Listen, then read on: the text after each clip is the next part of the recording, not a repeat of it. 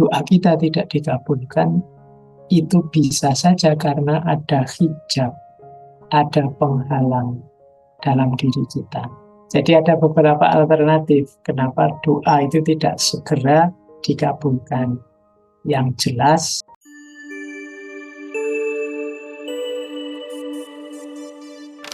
Assalamualaikum warahmatullahi wabarakatuh. Waalaikumsalam warahmatullahi wabarakatuh. Bismillahirrahmanirrahim. Alhamdulillahirabbil alamin. Wa bihi nasta'inu ala umuri dunya waddin. Allahumma sholli wa sallim wa barik ala habibina wa syafi'ina sayyidina wa maulana Muhammadin wa ala alihi wa ashabihi wa man tabi'ahum bi ihsanin ila yaumiddin. Amma ba'd. Baik, teman-teman semua, malam hari ini mari kita lanjut lagi ya ngaji kita terhadap kitab Hikam.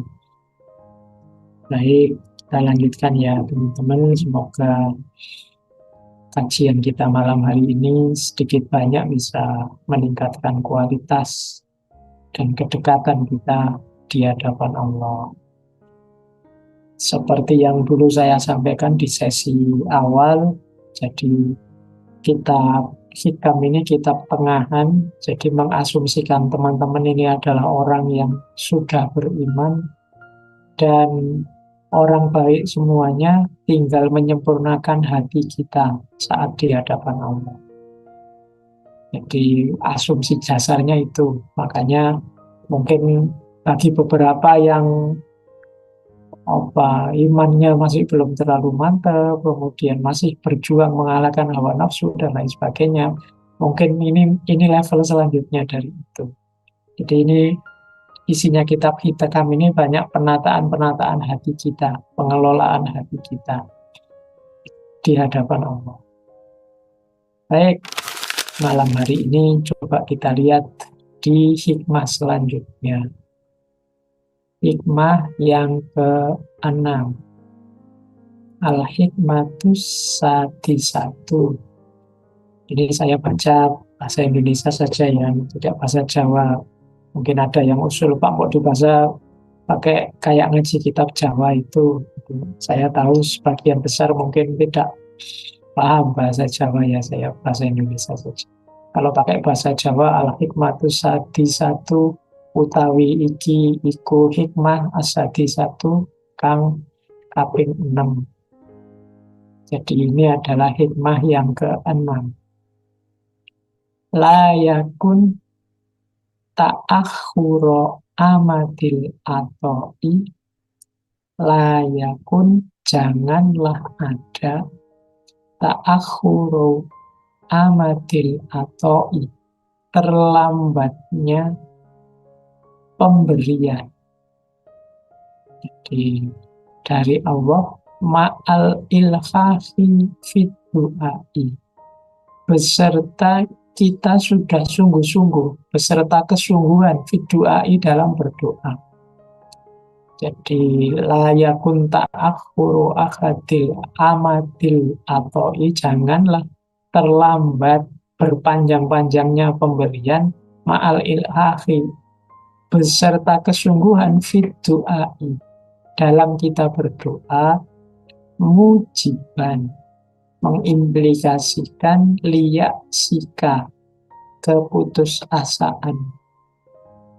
Jadi janganlah terlambatnya pemberian atau pengabulan Allah padamu, padahal engkau sudah sungguh-sungguh berdoa, membuatmu putus asa. Fahuwa, karena Allah, domina laka, menjamin untukmu al-ijabata, pengabulan, fima yahtaruhu laka, dalam hal yang dipilih oleh Allah untukmu, la fima takhtaru li nafsika, bukan dalam hal yang engkau pilih untuk dirimu. Wa fil waqtil ladzi yuridu la fil waqtil ladzi turidu. Dan di dalam waktu yang engkau inginkan, bukan di dalam waktu dan dalam waktu yang dia inginkan, bukan dalam waktu yang engkau inginkan. Jadi kalau dibaca lengkap, janganlah terlambatnya atau lamanya pemberian Tuhan padamu, meskipun engkau sudah sungguh-sungguh berdoa, membuatmu putus asa. Karena Allah menjamin bagimu pengabulan. Ud'uni astajib lakum. Allah sendiri yang menegaskan, mintalah padaku, aku kabulkan. Menurut Syekh Ibnu Athaillah, tapi pengabulan itu fima yahtaruhu laka, sesuai dengan pilihannya untuk diri. Itu tulisannya agak meleset ya, sesuai dengan pilihanmu. Yang dimaksud sesuai dengan pilihannya untuk dirimu, bukan pilihanmu untuk diri. Dan di waktu yang engkau inginkan, dan di waktu yang dia inginkan, bukan di waktu yang engkau inginkan. Jadi hikmah ke-6 ini mengajarkan kita tentang adabnya kita berdoa. Kadang-kadang mungkin banyak di antara kita sudah berdoa lama kok tidak dikabul-kabulkan. Terus kita kecewa, terus kita putus asa. Seolah-olah Allah mengingkari janjinya, padahal katanya kalau berdoa mesti dikabulkan. Saya berdoa kok tidak dikabul-kabulkan sih? Kata Syekh Ibnu Athaillah, loh, doamu itu pasti dikabulkan, tapi pengabulannya sesuai yang dipilihkan oleh Allah. Karena Allah tahu yang terbaik untuk kalian, bukan sesuai pilihanmu. Dan di waktu yang juga dipilihkan oleh Allah, bukan waktu pilihan kita.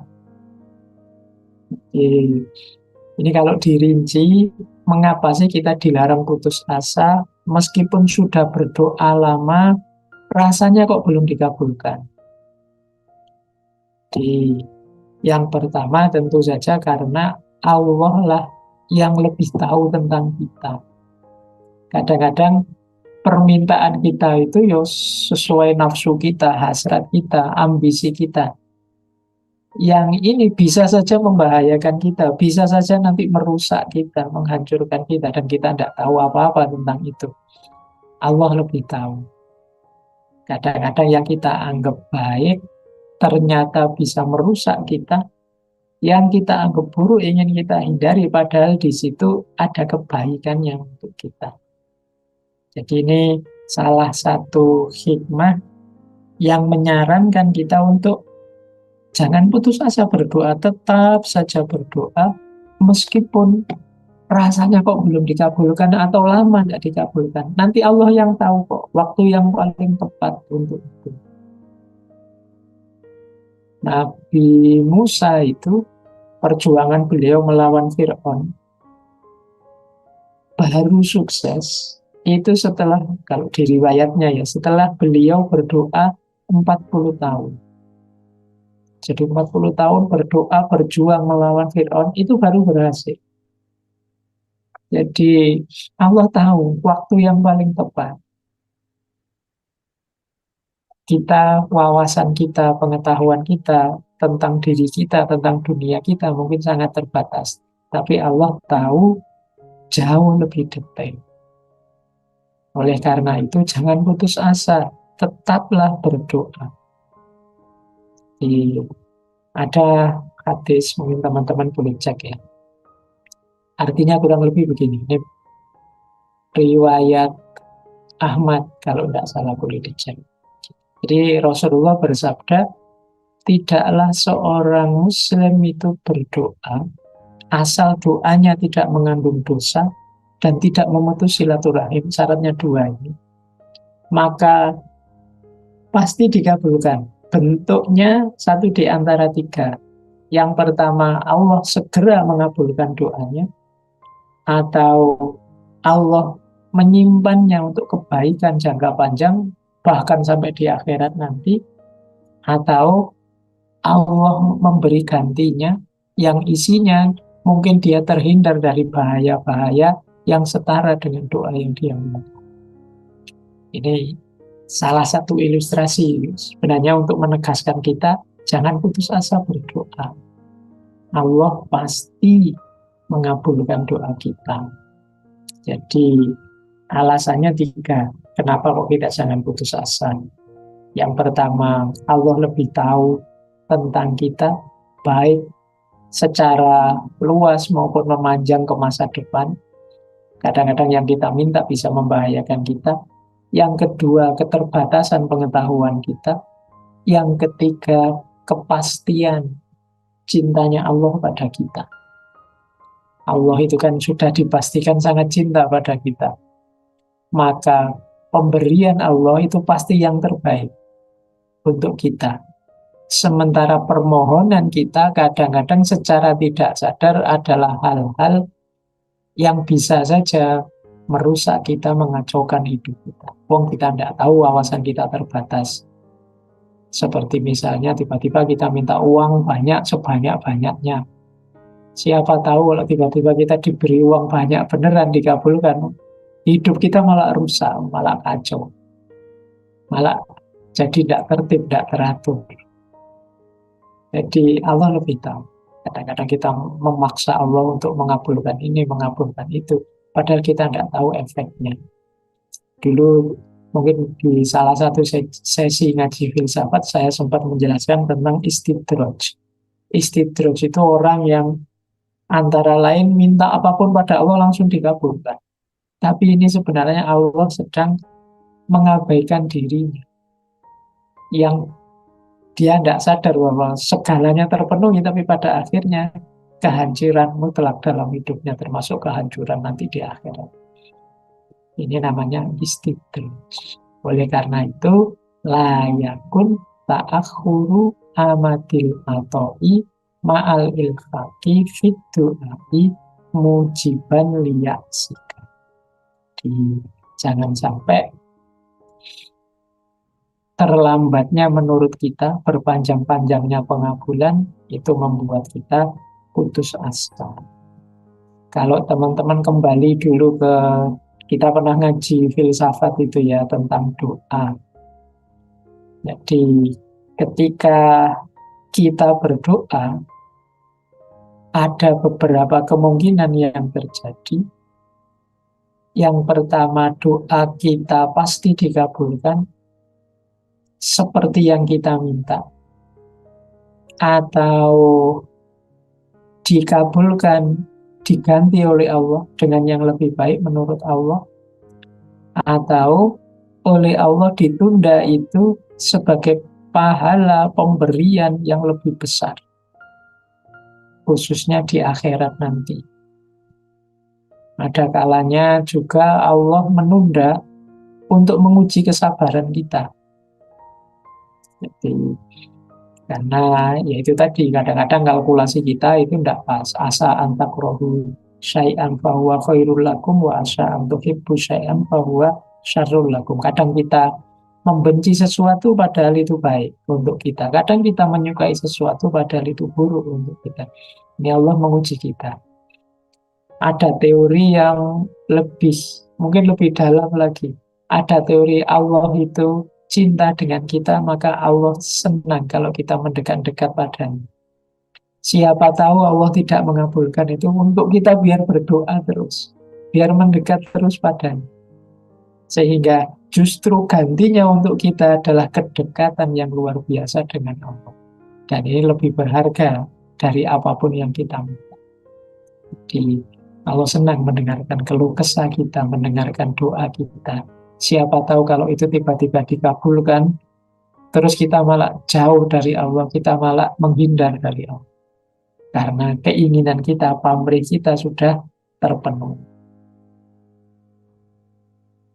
Ada lagi yang punya teori seperti ini. doa kita tidak dikabulkan, itu bisa saja karena ada hijab, ada penghalang dalam diri kita. Yang ini membuat doa terpending. Yang pertama, penghalang itu adalah hal-hal yang dosa atau hal-hal yang tidak halal. Kan sering teman-teman mendengarkan ceramah ya, orang yang kemasukan makanan haram, terus dia jadi jauh dengan Allah. Melakukan dosa dan kemaksiatan, dia jadi jauh dengan Allah. Jadi tidak terkabulnya doanya karena dia berjarak dengan Allah. Dia menghijab antara dirinya dengan Allah dengan dosa, kemaksiatan, dan hal-hal duniawi. Ada juga yang bilang termasuk hijab adalah hatinya lalai dalam berdoa. Jadi berdoa sih, tapi doanya tidak sungguh-sungguh. Jadi kayak orang minta, tapi kayak orang iseng saja. Hatinya tidak hadir. Jadi Allah pasti tahu kesungguhan kita, kehadiran hati kita. Kalau kita berdoa sambil lalai, ya tentu saja. Kalau mengikuti hadis qudsi, Allah menyatakan ana indal dzanni abdi bi, aku sesuai persangkaan hambaku padaku. Ya karena kita lalai berarti ya kita tidak sungguh-sungguh berdoanya dan tidak dikabulkan. Jadi ada beberapa alternatif kenapa doa itu tidak segera dikabulkan. Yang jelas jangan putus asa, terus berdoa. Perbaiki diri, siapa tahu karena hijab, sabar dan tawakal, yakinlah bahwa Allah pasti memberikan yang terbaik untuk kita. Baik ya teman-teman, ini agak panjang tentang doa ini, tapi penting. Semoga di antara kita tidak ada yang orang sombong, yang tidak mau berdoa, yang merasa sudah bisa sendiri memenuhi semua kebutuhannya. Semoga kita sadar betapa tanpa Allah kita bukan apa-apa. Jadi mari kita berdoa karena Allah sendiri senang kalau kita meminta padanya. Baik, kita lanjutkan ya. Ini hikmah yang ke-6. Sekarang hikmah yang ke-7. Al-hikmatus sabi'atu la yusyattikunaka fil waqti adamu wuku'il mau'udi wa in ta'ayyana zaman. Janganlah membuatmu ragu goncang fil wa'di tentang janjinya Allah.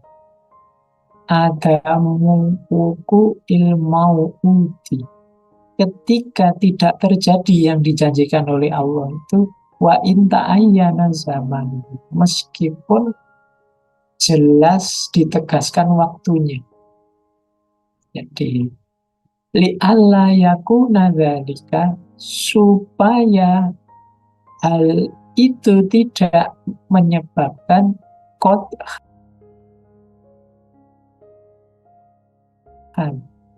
Qat'an itu cacat fi basirotika, dalam basirohmu. Minggu lalu kita membahas basiroh ini. Wa ihmadan, dan padam, linuri sarirotika, bagi cahaya sirmu, cahaya batin yang sangat dalam. Jadi jangan ragukan janjinya Allah ketika menurutmu janji itu tidak terwujud, padahal waktunya jelas. Ini maksudnya kan kayak tadi loh, ud'uni astajib lakum, mintalah padaku, aku penuhi. Kok ini tidak dipenuhi? Nah, itu kita merasa, wah, Allah mengingkari janji ini. Ini berarti kita yusyakik, kita ragu-ragu, kita goncang. Masa Allah kok tidak menepati janji, dengan kegoncangan? Maka tidak dilarang oleh Syekh Ibnu Athaillah Jadi jangan goncang, jangan ragu. Meskipun tak ayana zamannya dipastikan. Mungkin janji-janji Allah, barang siapa begini maka akan begitu, barang siapa melakukan ini akan mendapat itu. Dan kita tidak mendapatkannya. Padahal sudah jelas dinyatakan demikian. Tapi meskipun begitu, jangan ragu. Kenapa sih? Karena keraguan itu justru jadi blunder untuk keimanan kita. Karena yang pertama paling tidak, kata Syekh Ibnu Athaillah, hal itu akan membuat cacat, membuat buram basiroh. Minggu lalu kita jelaskan ya, basiroh itu jadi cahaya hati atau ikhmadan, jadi padam. Cahaya sarirotika, sariroh itu sir. Jadi ini salah satu, kalau teman-teman belajar tasawuf, nanti ada sisi-sisi dalam manusia antara lain sir. Jadi batin manusia itu, teman-teman bisa membayangkannya ya. Setelah jasad, terus ada kolab. Kolab ini satu level dengan nafas, satu level dengan akal. Jadi ini lapisan di balik jasad kita. Kadang kita menyebutnya berhubungan dengan emosi dan lain sebagainya. Jadi ada akal, ada nafas, ada kolab. Nafas ini kadang kita menyebutnya nafsu, kadang menyebutnya syahwat dan lain sebagainya. Nah, masuk lagi lebih dalam, nanti ada namanya ruh. Ruh ini lebih dalam, kita menyebutnya jiwa. Wa nafakha fihi min ruhi, bagian dari pancarannya Allah. Kalau dalam tasawuf, lebih dalam lagi dari ruh, ada namanya sir, rahasia batin, yang hanya bisa diakses oleh orang dengan kualifikasi tertentu kalau sudah mencapai makom tertentu.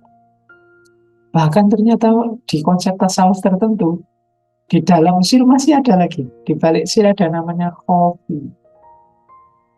Makanya mungkin teman-teman pernah dengar ya, mikir khofi. Ini kesadaran yang lebih tersembunyi lagi di balik sir.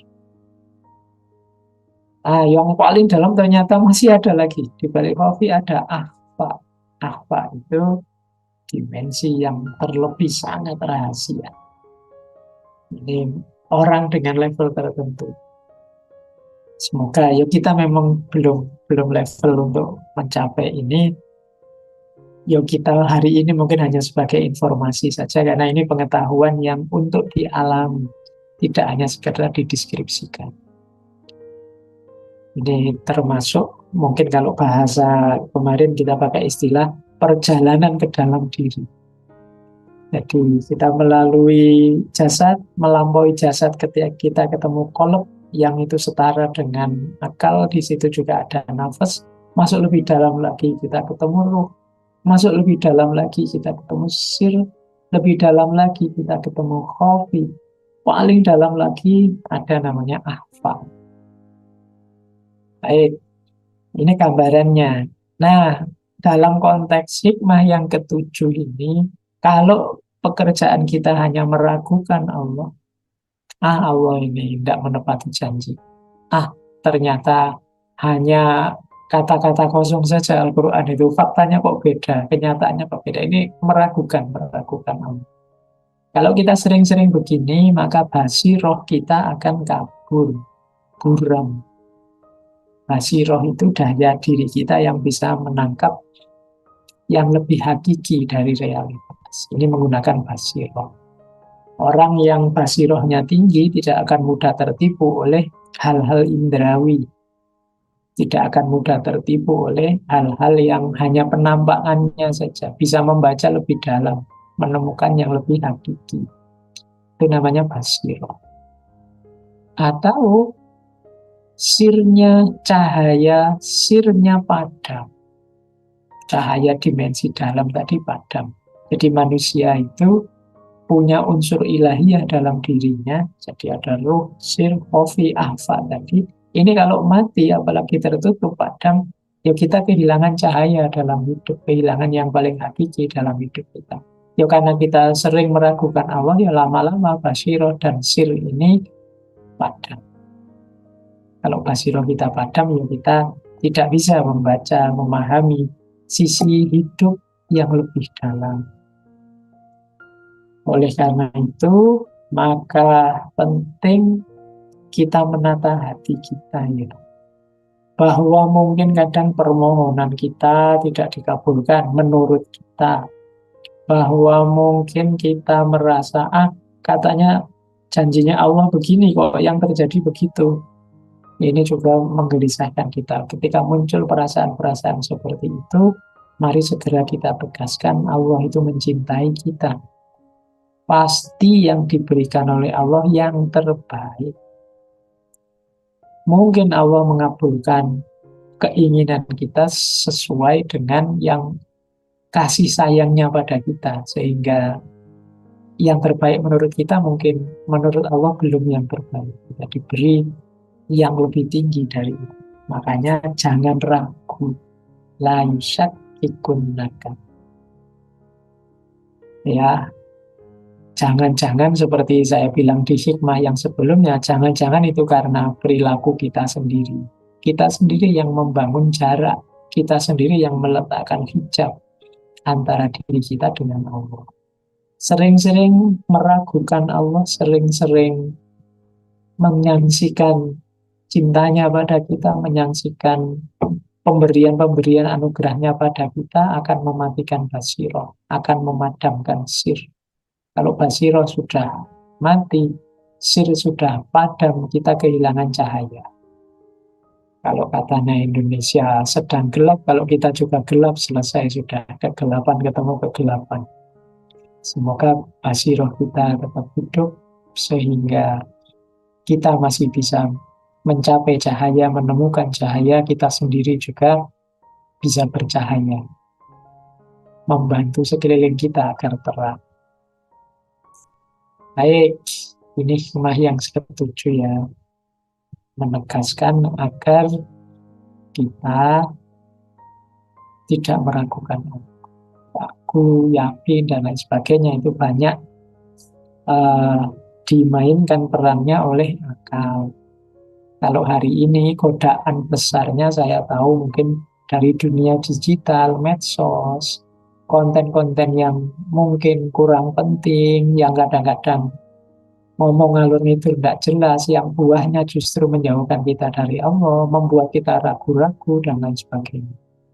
Oleh karena itu, pinter-pinter kita ya membuat filter dalam diri kita agar tidak terjerumus pada keraguan yang tidak seharusnya kepada Allah. Baik, hikmah ketujuh sudah ya.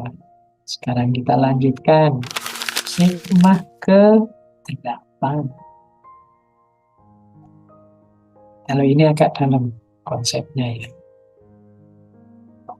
Idza futihalaka wijhatun minat ta'arruf. Idza futiha, ketika dibuka laka untukmu wijhatun, satu arah, minat ta'arrufi, dari pengenalan, dari ma'rifat, fala tubali, maka jangan engkau pedulikan ma'aha, beserta ma'rifat itu, inqalla, meskipun sedikit, amaluka, amal. Fa'innahu, karena sesungguhnya, ma fatahaha laka, apa yang dibuka oleh Allah untukmu, fa'innahu, sesungguhnya, ma fatahaha, tidaklah membuka Allah untukmu, illa wa huwa yuridu, kecuali dia menginginkan ayyata arrofa, untuk memperkenalkan diri ilaika, padamu.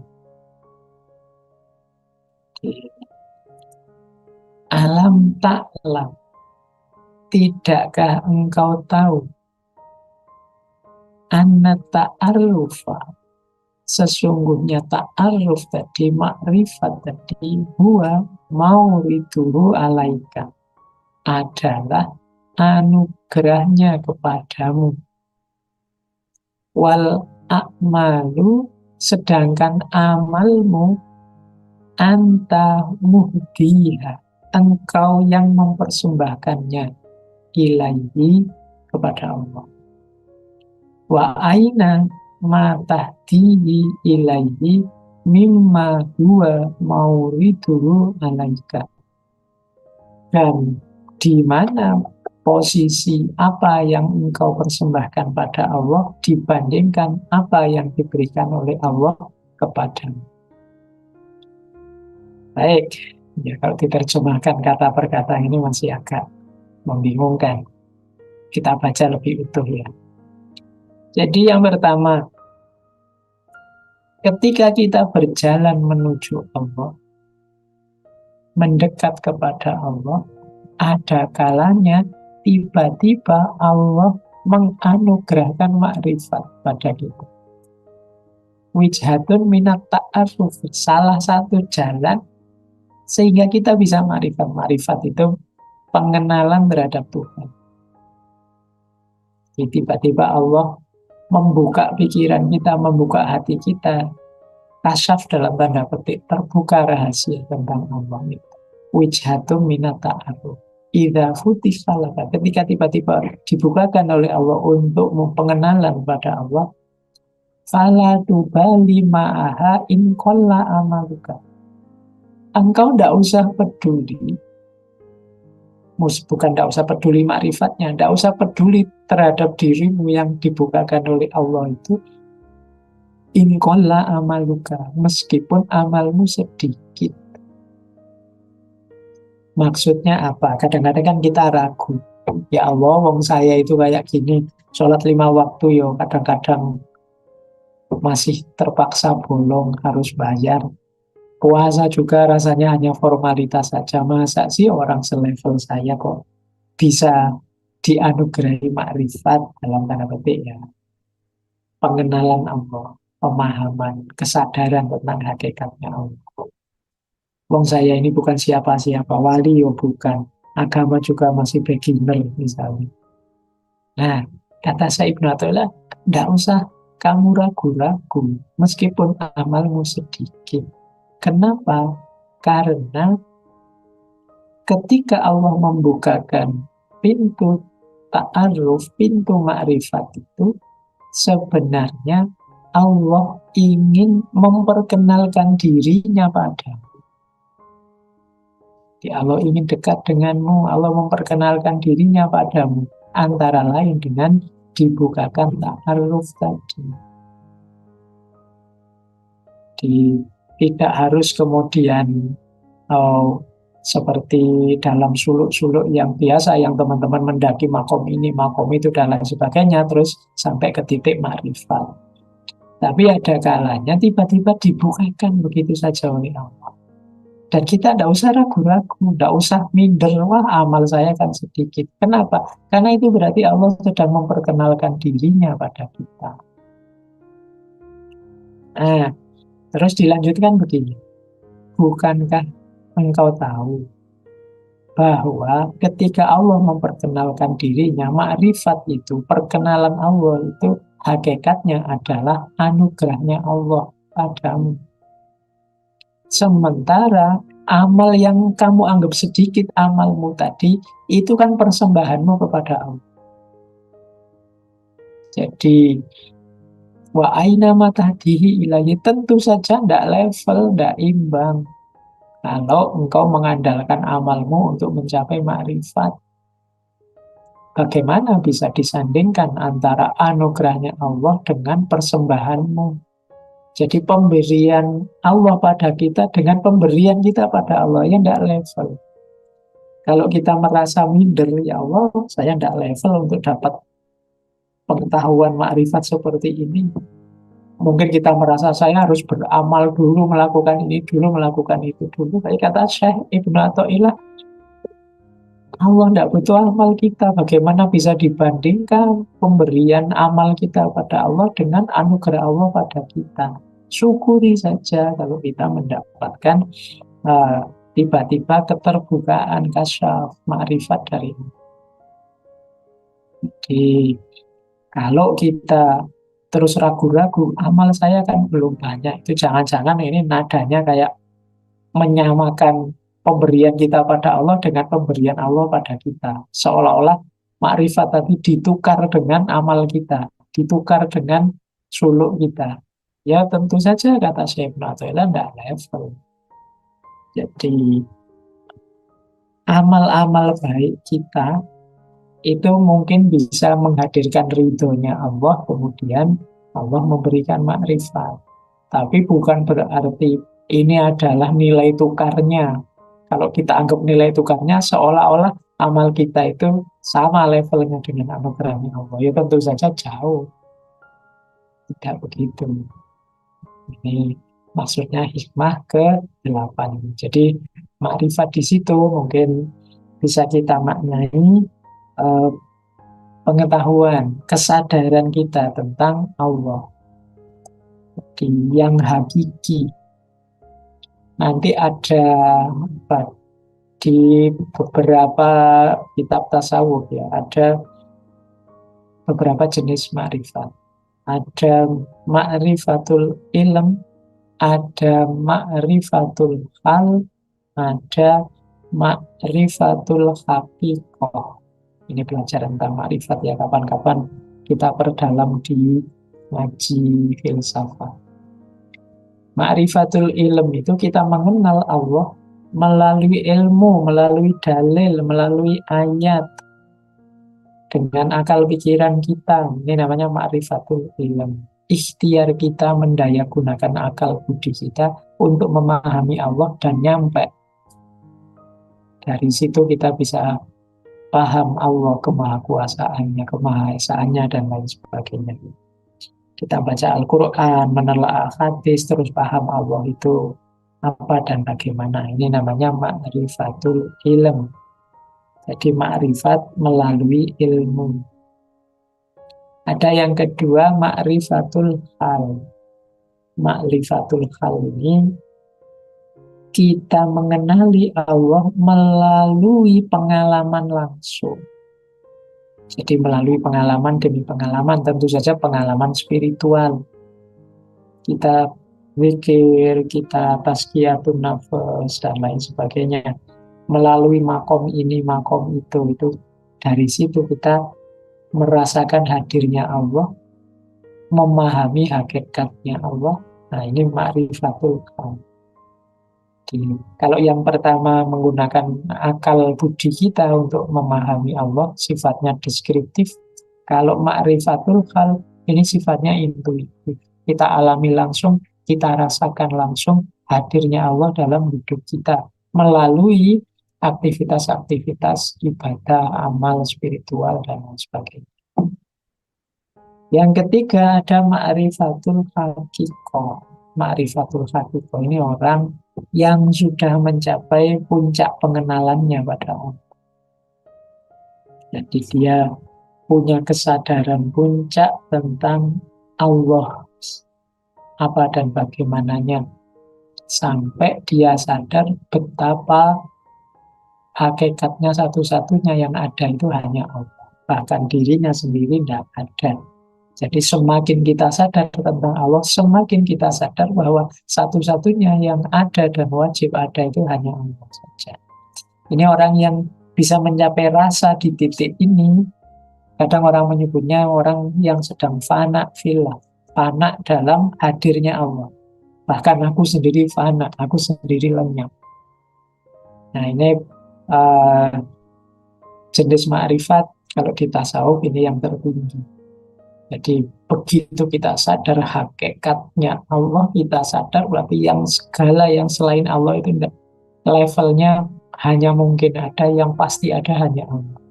Jadi segalanya lenyap, akhirnya yang tampak oleh kita hanya Allah saja, tidak ada yang lain, hanya Allah saja. Ini orang menyebutnya fana fillah. Kita merasa tidak ada, merasa fana. Satu-satunya yang ada hanya Allah saja. Ini cara pembagiannya makrifat ya. Kalau kita yang ngaji filsafat mungkin ingin kenal, ingin paham tentang Allah dan ikhwan agama, mungkin ya lewat ngaji tadi, lewat buku, lewat dalil, lewat ayat, hadis, dan lain sebagainya.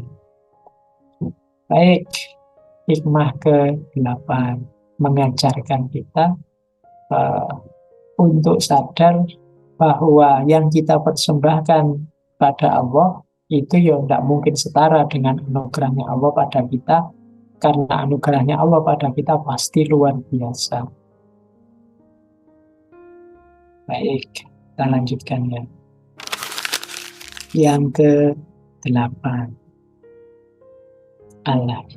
yang ke-9 al-hikmatut tasi'atu, hikmah yang ke-9, tanawwa'at ajnasul a'mali litanawwu'i waridatil ahwal. Jadi beragam-ragamnya jenis amal itu karena beragamnya anugerah ahwal.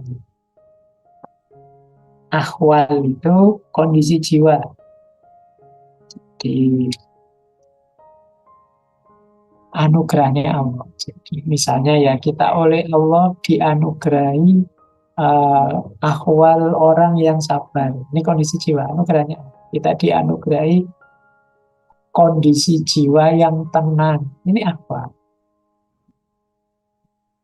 Ahwal ini anugerahnya Allah.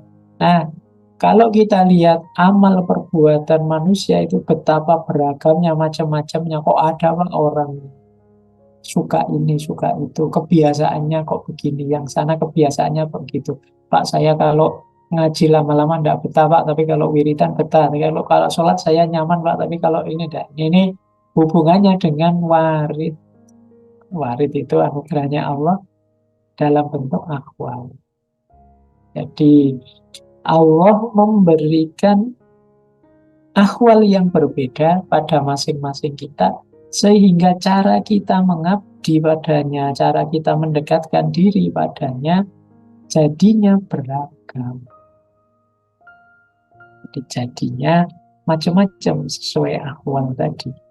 Kalau di pertemuan pertama minggu lalu misalnya ada orang yang di makom tajrid, ahwalnya seorang tajrid. Ya, dia beda dengan orang yang masih di level asbab, yang masih terkena hukum sebab akibat, yang masih harus bekerja, masih harus punya tanggung jawab ini, tanggung jawab itu. Beda dengan yang tajrid, yang hidup satu-satunya hanya untuk Allah saja. Nah, ini warid. Nanti ada yang menguraikan begini. Jadi kita ini misalnya ya oleh Allah diberi ahwal kekuatan fisik yang luar biasa. Akhirnya ibadah-ibadah fisik lebih nyaman untuk kita. Sholat, puasa, haji, dan lain sebagainya. Atau orang yang dianugerahi Allah ahwal kecerdasan, keluasan ilmu.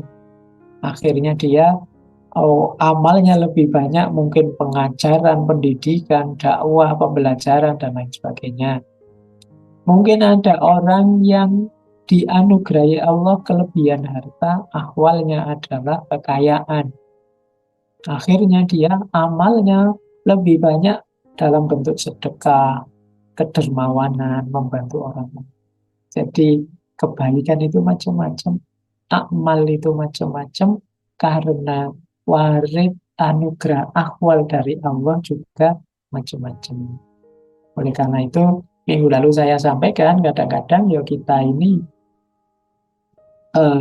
di level kita mendekat pada Allah lewat jalan kita. Mungkin yang mahasiswa mendekat pada Allah dengan cara belajar, yang dosen mendekat pada Allah dengan cara mengajar, yang petani mendekat pada Allah dengan cara bertani, dan lain sebagainya.